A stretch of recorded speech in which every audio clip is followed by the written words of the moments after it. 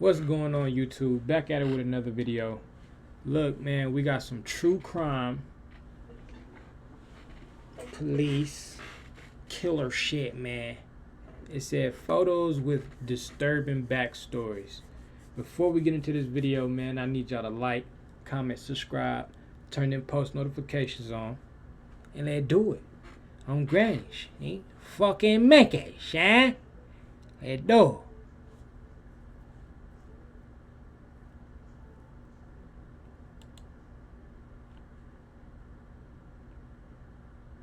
A 13-year-old boy living in Monument, Colorado.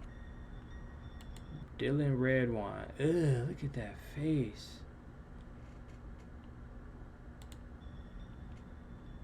Living in Monument, Colorado was a 13-year-old boy named Dylan Redwine who lived with his mother Elaine and brother Corey. Dylan was one of the many unfortunate children who had to experience his parents separating at a young age. He regularly went on court-ordered visits with his father, Mark Redwine, who resided in the rugged and mountainous landscape. That nigga def 100% eat shrooms.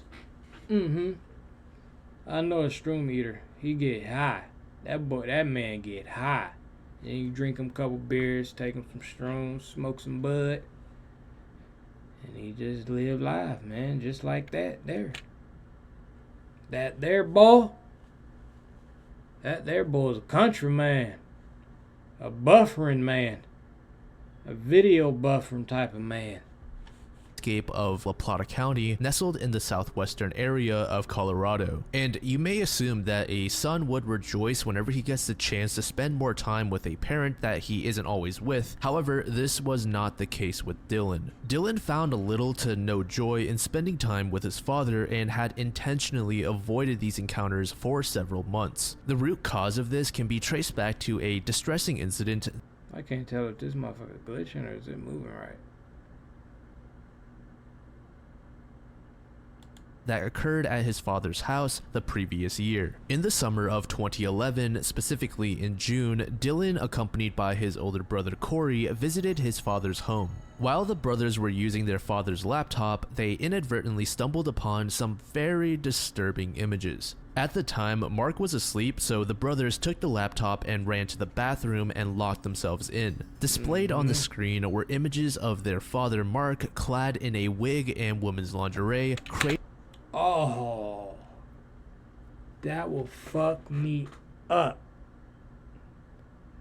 Oh, definitely my dad, man. I don't know how some of y'all dads was growing up, but I'm so glad my dad was not no goofy ass, punk ass dude, cause like my dad was hard than a bitch, I ain't gonna lie. But he was like a cool heart. Like you had fun with him. He was cool as hell, but it was like he was gangster than a motherfucker. Nigga, knowing my dad, if I would've went through his phone and laptop and seen this, like my dad got a brawl on, lipstick, and he's like, I'm fabulous. And this was before like being gay was cool, so you know he gay. Like undercover, brother. And the nigga got spaghetti sauce all on his chin and shit. A baby bib, oh. Damn! I'd never what come back to be a soiled diaper. The brothers went through all of the images, and that's when they realized something. Their father appeared to be consuming the contents of the diaper. Corey brought out his phone and that's doo-doo? I thought that's was spaghetti sauce on his lips. That was boo-boo. He taking pictures of it with girl clothes on. This nigga got Hannah Montana shit on. Literally doo-doo. Took pictures of these unsettling images, marking a turning point in how Dylan perceived his father. So over the following year, Dylan distanced himself, becoming more withdrawn and fighting with the decision to confront his father about this discovery. On November 19th, 2012, a court mandate made Dylan visit his father for Thanksgiving. Dylan's mother Elaine didn't really want to send him off though, since she recognized he changed in his behavior. He was showing obvious signs of distress and discomfort. For what reason though, she had no idea. In the end, Dylan agreed, but before he went off, he went to his brother Corey and gave him a request. Dylan asked him to send over those images that they took from their father's laptop. Dylan was mustering up the courage and confidence to ask his father about these images and hopefully share the information with his brother Corey when he got back. However, don't do that shit, man. Your daddy white, man. That shit get out and your dad gonna kill you, boy. Your dad was in there with a dress on, eating shit out of a baby diaper. There was cord in it too. Hi. Don't do that shit, boy. He gonna hurt you. Don't do it. He gonna hurt you, Dylan. Don't do it. Corey would never get to see his brother ever again. On November 18th, 2012, Mark Redwine picked up his son from the airport. Surveillance footage at both the airport and soggy potato chip eating ass nigga. Don't that nigga look like he eat a whole bag of soggy Lays, barbecued, all that shit. Man, we're good. And nigga, not one chip got a crunch to it. Soggy cereal eating ass nigga. Ugh. Wine picked up his son from the airport. Surveillance footage at both the airport and a local Walmart in Durango showed little interaction between the father and son. Apparently, Dylan asked his father if he could spend the night with a friend upon arrival, but Mark insisted otherwise and they both spent the evening at Mark's residence. Through text messages, Dylan organized a visit to his friend's house at around 6:30 a.m. the following morning, with his last known communication on his phone occurring at 9:37 p.m. the previous night. When Dylan's friend texted him at around 6:46 a.m. on November 19th asking about where he was, there was no response. On the night of November 19th, 2012, Mark reported that his 13-year-old son, Dylan, was missing. News of Dylan's disappearance spread fast, leading to a large search and rescue operation. After Dylan went missing, his dad acted in a way that seemed strange for a parent whose child is lost. Mark stayed home and he didn't even try to find Dylan. When media went to interview him, he seemed rather withdrawn. Months were invested into the search effort, but due to the rough terrain and high elevation of Durango, little success was made. Despite numerous efforts to locate him, Dylan remained missing and no new information came in about his whereabouts. On January 31st, 2013, that nigga done went through the laptop send log and was like, what? The pictures got sent? He had an email pop up and found out the son did, or the son is like, Dad, I need to talk to you about something. Well, I just need you to promise me you won't get mad when I ask you this. I promise, son. Well, can you explain these? And the car stopped, nigga, and he had thought about it, and he killed his son right then and there.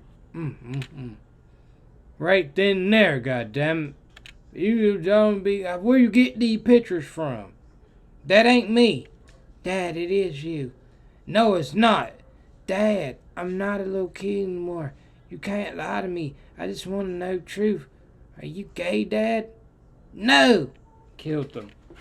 Straight up.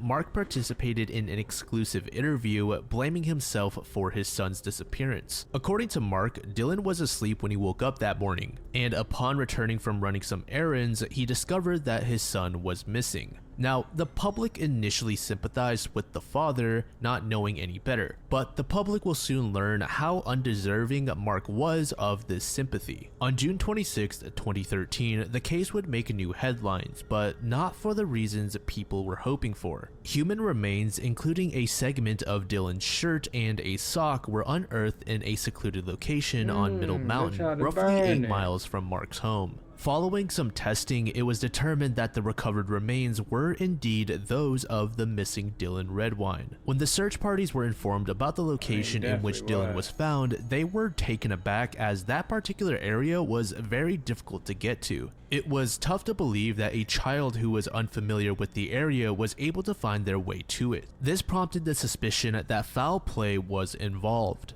Mark Redwine subsequently became a person of interest, and the cause of his son's death was officially labeled as undetermined. Investigators uncovered traces of Dylan's blood in various parts of Mark's home, including the laundry room, living room, and kitchen. However, Mark vehemently denied any connection to his son's death. Only on November 1st, 2015, a full 2 years later, was Dylan's skull located. Autopsy findings indicated that the cause of death was blunt force trauma to the head. Nearly 2 years following the grim cracked him in the head with a bottle bat.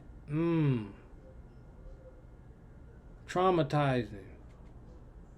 Where you get those pictures from? I don't know, Dad. Bam! Immediately. Oh my God. They hit his son in the head with a brick. And this is in Colorado too. Y'all be safe out there. It's vampires in Colorado too. If y'all didn't know that, nigga, go downtown and tell me it don't feel like motherfucking vampires down there. Nigga, I be down there. I know. My father lived down there. Nigga, I'll be down there in Colorado. I'm like, damn, nigga, feel like it's real life vampires here. I know I'm not the only nigga feeling this. Then you drive by that big blue ass horse, and you like, man, that motherfucker just. If you from out of state, nigga, you feel the evil around that blue horse. I don't give a fuck. I feel it. That shit crazy. And that motherfucker be killing people. Discovery on July 22nd, 2017, Mark was apprehended in Bellingham, Washington. He faced charges of second-degree murder and child abuse related to Dylan's death. Following multiple delays, Mark's trial commenced on June 14th, 2021. The defense argued that the minimal amount of blood discovered in Mark's kitchen was infinitesimally small and could have occurred in any household. Defense attorney John Moran went further, asserting that using dog-sniffing death scent techniques was deemed quote-unquote junk science. Despite the defense's effort to explain Dylan's death as an accident, proposing that he might have wandered off and met his end due to the elements or an animal attack, Mark was declared guilty on all charges on July 16th. The unsettling photos presented to the jury played a crucial role in the verdict. It was ruled that Mark Redwine killed his son in a fit of rage after being shown the images. He was sentenced to 48 years in prison on October 8th, 2021. Dylan's mother and brother were devastated, and Corey said the following: "It's been nothing short of misery over the years." Corey also often thinks about how he could have helped protect Dylan. He said, "I can't bring Dylan." Like, if he wouldn't have sent them pictures, I know he go through that all the time. Think about suicide and everything. Like, bro, if I wouldn't have sent my brother them pictures, he'd be still living. Like, how, bro? You gotta, like, I'm telling you, some gay people, y'all gay, and that's what it is. But some of y'all retarded. Like, how the fuck you eating shit? Like, what does that have to do with liking a man, you know, or liking another female? That has, come on, man. Some of y'all out here dressing like cats and unicorns and shit, and believing y'all real life. Y'all got leashes on, walking on y'all knees and shit on concrete in real life. Like, that ain't gay. That's retarded. That's weird. This motherfucker killed his son because he found out that he liked to eat doo-doo and wear dresses. You think that's gay, or you think that's deeper than being gay? That's a little deeper. That's a little deeper, nigga. The motherfucker was Looney Tooney up there. God damn. Dylan back. I can't talk to Dylan, so I pray to him. I dream of him. Dylan is my hero and became more of a man in 13 years than Mark became in 60. That nigga like girls. I mean boys. That's why. At approximately 9:30 p.m. on June 3rd, 1990. Hold on. Come out. Is she dead? At approximately 9:30 p.m. on June 3rd, 1991, in Albuquerque, New Mexico, a trucker named Eduardo Collin decided to call it a night and checked into a Super 8 motel. The motel staff observed that Eduardo appeared to be alone, yet he requested a room suitable for 2 people. Eduardo paid in cash for a one-night stay and was instructed to check out by 11 a.m. the following morning. He nodded, smiled, and proceeded toward his room. Throughout his stay, there was no communication from Eduardo. However, a few days later, motel staff noticed that Eduardo hadn't checked out. Finding this unusual, they sent a security guard to investigate why Eduardo hadn't left. Upon reaching the room, the guard saw a "Do Not Disturb" sign on the door. He knocked but received no response. Attempting to turn the knob, he found out that the door was locked. After some effort using a screwdriver, the guard gained entry, but he realized the room was completely empty. On the table, there were bottles of beer, cigarettes, and several other items that didn't initially raise any concern. The guard continued his investigation and made his way into the bathroom. There, he made a grim discovery. Secured to the shower head was the lifeless body of a woman. Despite clear signs of decay, medical investigators were certain that this unidentified woman had passed away on the very same day Eduardo checked into the motel. Additionally, traces of illicit substances were found in her body. And the image you're seeing on screen right now is the photo that was found on the room desk. Bro, that's fucking wicked, bro. That's scary because it looking like she like being funny, but she's so pale and like look lifeless. And he's sitting there holding her like, my baby. He probably kidnapped her or some shit. And she's dead right now. He got her eyes open, like opened them and then like, whoa. That's some sick shit. Like, yo, that's crazy.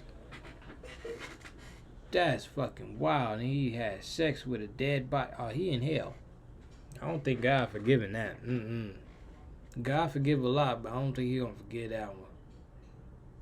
Like, you kill somebody and then start fucking their dead body and taking pictures with them and shit. Like, I don't think God forgives some shit like that, or if you like fucking on kids.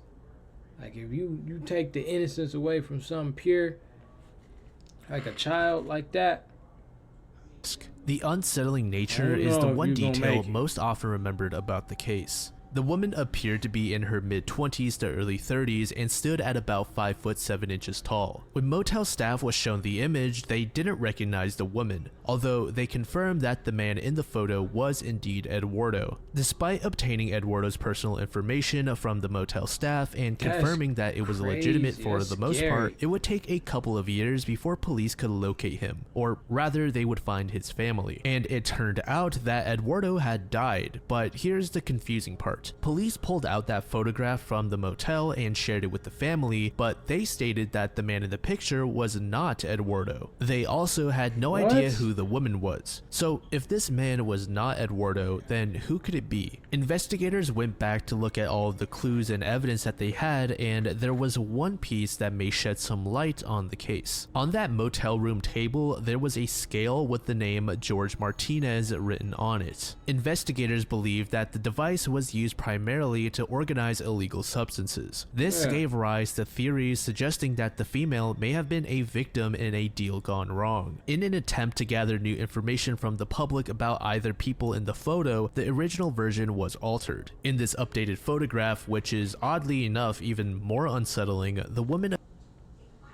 updated, so she ain't dead right there. I don't know what the fuck. That looks scary too.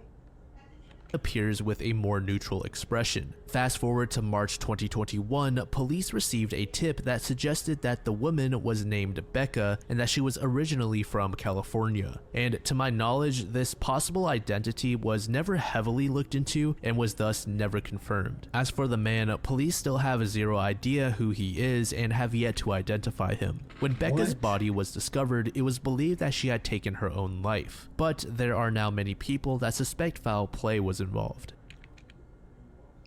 Yeah, like she took in her own life and just stayed, like, and they just like took a picture, like, oh, bro, it's a dead body, pick her up and just take pictures with her. Like, hold on, what? That's some crazy shit. And then no one knows what really happened, and they have never found the guy, so he just was living off of fake name and everything. Damn, he got away with this shit. He probably just out here living. Whoa. But there are now many people that suspect foul play was involved.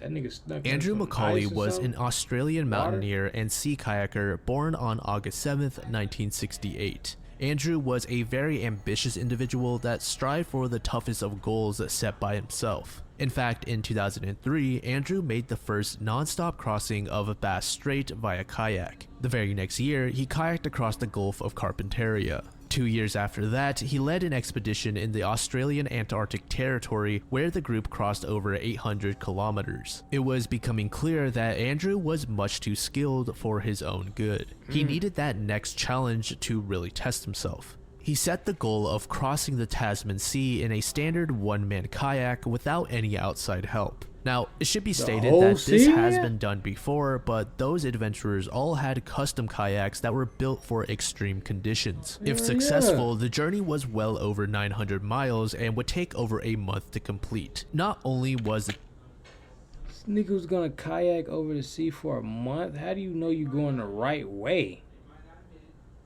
So it probably will turn into 6 months because you like, damn, I should have went right. The whole time you didn't even know you went right because you fell asleep and the water took you there. What? Months? So day after day after day of just seeing this. And maybe a random bird that you don't know how the fuck is way out there in the ocean. Nigga, when them waves get to hitting you in kayak, boy, your ass bound to drown, nigga. You bound to drown. What the fuck, Shine? the challenge going to be long, but it was also going to put his mentality to the test as Andrew was going to have little to nothing to eat or drink. Andrew would set off for his attempt in December of 2006, but quit only a night later. The reason being that the kayak was freezing cold and Andrew had no way of preserving any heat in his kayak. Luckily, Andrew was able to get home safely, but this small hiccup was not going to keep him away from the sea for very long, Hey, as he look at would all return that shit out there. Like, all that, you damn sure going under. 2 good waves here. Wow. Wow. Back to back, it's a wrap. to it in January of the next year. This time around, Andrew was all ready to combat the extreme temperatures that he would face out at sea. Andrew would frequently contact his family via radio and let them know that he was doing great. He was about halfway done with the journey and it seemed like smooth sailing from there on out. However, things would take a turn for the worse very quickly. As Andrew was nearing the end, violent waves began to crash into his kayak, suddenly making the latter half of the trip significantly more difficult. This was not to mention the other conditions which have also worsened. And keep in mind, Andrew wanted to beat this challenge with a normal run-of-the-mill kayak. It was February 9th when Andrew made an emergency call saying, "Do you copy? This is kayak 1. Do you copy? Over. I've got an emergency situation. I'm in a kayak about 30 kilometers from Milford Sound. I need a rescue. My kayak's sinking. Fell off into the sea and I'm going down." But rescue would not find Andrew until it was too late. In fact, they would never find Andrew at all, but what they did find was his kayak, bobbing in the sea about 30 nautical miles from the journey's endpoint. This discovery was made on February 12th. I want to quickly mention that Andrew's kayak came with this fiberglass dome cover that was supposed to provide shelter for him. Now, whenever his kayak would flip over due to the way the dome was constructed, Andrew needed to exit the kayak and flip it over manually. It's believed that Andrew somehow lost this dome, ultimately leading to his demise. Andrew, yeah, he probably got tossed out the kayak, out the kayak, and it went underwater, whatever, and then that motherfucker shot up, went with the waves, went on his own, and he was in that bitch floating. Started drowning, and then got ate by animals. Simple as that. Because they would have seen a big orange ship floating somewhere. They would have found him floating somewhere if he would have just died. That nigga got eaten. You hear me? Seafood, Shine. Andrew's remains were never located, but on the kayak were these photos that he took of himself in his final moments. That Galway. In Star City, West Virginia, lived Skylar Neese, a 16-year-old girl with her parents David and Mary. During her childhood, Skylar had a best friend named Morgan Lawrence. In the earlier years of their friendship, the two were inseparable, but just like with most friendships from such a young age, it dwindled as the two grew older. Nevertheless, Morgan still saw Skylar as someone in her circle, almost like a family member. Another close friend of Skylar's was named Sheila Eddy. Together, the two girls started high school and met another girl named Rachel Schoaf. This group of girls went on to grow very close and hung out with each other whenever they could. Teachers and classmates did mention that the group tended to be rather rambunctious, and there were even rumors that they would use illegal substances and partake in underage. Yeah, they was just getting high, having fun. Probably finna do a little coke in about a year or two. You know, you're typical. Talking about motherfuckers. Low-key getting in fight, but can't fight. She get jealous a lot. She really the cool one, but she got her ways, and she a hoochie. She usually the one that is like a little chunky. End up getting like a car wreck or something. No, not dying, but like some shit like that. She real jealous and like get people set up. Like her friends and shit. And she really cool and get done wrong a lot, and everybody be calling her Ginger. So she actually end up giving that coochie up because she had boyfriends, but they end up breaking up with her. So it's like, damn, she old, but she really had boyfriends. You know. Drinking at parties. All of them Fast got forward good to July parents 6th, 2012, Skylar went to a local Wendy's where she worked. This she ain't fat.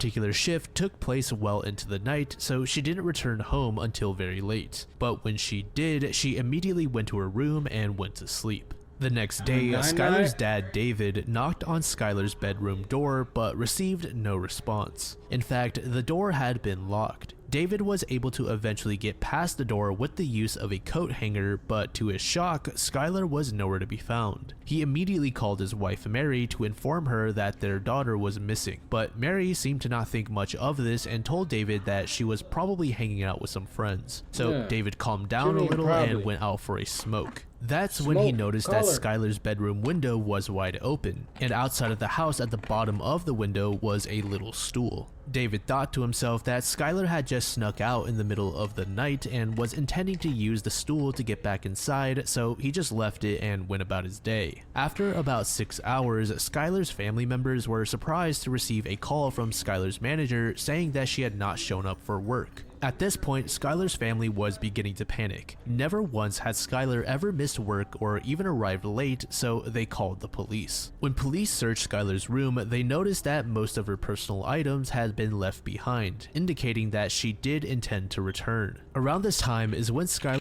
Damn, if she got kidnapped, like, how hard the fuck you sleep to not hear her screaming? Unless he like kidnapped her, knocked her out type shit. Oh, no. His friend Sheila called the family. She was crying non-stop, saying that Skylar, Rachel, and herself went out last night, and when they were going to return home, Skylar asked to be dropped off at a street corner instead of her house. Sheila claimed that this happened just before midnight and she has not heard from Skylar since, which at the time of the call would have meant about 18 hours had passed. So obviously, now everyone was beginning to think that Skylar had been kidnapped. Police were able to get their hands on some CCTV footage which shows Skylar running towards a 3-door car and getting into the back seat. This footage was captured right behind the house. Sheila said that the vehicle was not hers and that she did not recognize it. Unfortunately, police were not able to track down the vehicle, but they did assume that it belonged to someone that Skylar knew as she voluntarily entered it. To the police, this appeared as though Skylar was a runaway teen. Then on July 11th, there was news that somewhere in North Carolina was a girl who appeared to be Skylar, accompanied by a red-haired girl. Being that she was red-haired, everyone thought that this other girl was Rachel, which just confused more people as Rachel was supposed to be at a I was right. You know, thick, starting to do her little thing, get around. She get treated wrong, but she the tall one.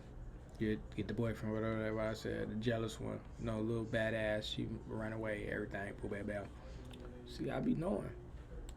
church camp. However, Rachel would return home from camp, and during her interview, investigators noticed that she was unnaturally nervous. It was during their questioning that they realized either Rachel or Sheila isn't telling the truth. You see, the police asked Sheila to take them through the path that they took to return home that night. Then they did the same thing with Rachel, and they both gave different stories. It was noted that the girls were in Blacksville around 4 a.m. and Rachel claimed that they were there to smoke. Then Skylar requested that she be dropped off at a friend's to get some other substances. The other girls said okay and dropped her off at Skylar's friend's house. Sheila revealed a similar story, but there was one key difference. Sheila said that Skylar left by herself to her friend's house and they haven't seen her since. The very next day, Sheila retracted the statement and said that she and Rachel did in fact drop Skylar off. The investigation continued and police were of the opinion that Sheila and Rachel definitely knew more than they were letting on. But it wasn't like police had any hard evidence to charge them with. So about 5 months after Skylar's disappearance, Rachel began showing signs of instability. Her mental health was rapidly declining and she began lashing out at people for very stupid reasons. She was sent to a psychiatric unit and let out in less than a week. After being let out, she immediately ran to the police and said, "We stabbed her." Investigators asked, this bitch drove herself crazy, got locked up, felt super duper diddly damn guilty, and told on herself. Wow. What'd you fuck? Her to elaborate, and Rachel said that she and Sheila filled up a car with cleaning supplies, shovels, and new clothing. The vehicle belonged to Sheila, and the two asked Skylar to come hang out, and they drove out to Greene County, Pennsylvania. There, the three girls roamed into the woods and jumped Skylar. Both Rachel and Sheila said that on the count of 3, they would stab her to death. Damn. My kid will not go to a white school. No. Because, like, black schools, you know, you get set up and go through shit like that, but you just get jumped and then come back to school and sit on the other side like, oh, God, they jumped me. Or them bitches jumped me in the bathroom, shit like that. You know, you might get hit with a pencil or something, you know. But, like, no, not, hey, let's go out here and jump you and then we're going to stab her to death. Like, what? To death? And they fully agree on it. Like, that shit.